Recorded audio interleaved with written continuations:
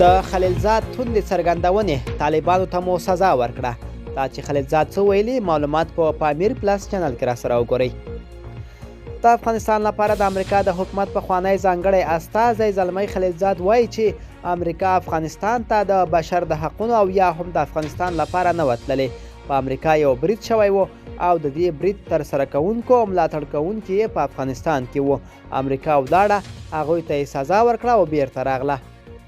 زلمی خلیلزاد د یو خبریال د پوښتنې په ځواب کې چې ویل آیا د افغانستان د اوسني وضعیت په هکله د مسؤلیت احساس کوئ، وویل چې موږ د امریکا مسؤلین یو، موږ هلته د بشر د حقونو لپاره نه وتللې. په امریکا حمله وشوه او امریکا یې په مقابل کې په افغانستان برید وکړ. خلیلزاد په خپلو خبرو کې وویل چې طالبانو پخوا یو غلطي وکړه او په امریکا د برید سبب شول. امریکا په افغانستان برید وکړ او طالبانو ته یې د خپل عمل سزا ورکړه. اوس چې طالبانو ته سزا ورکړل شوه، په امریکا برید کوونکي اسامه له منځه ولاړ، نو امریکا مناسبه وګڼله چې د افغانستان څخه خپل پوځیان وباسي.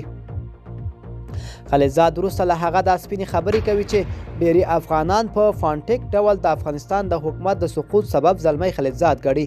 ان د افغان حکومت لوړپوړي چارواکي وایي چې د دوی حکومت خلیلزاد سقوط کړ.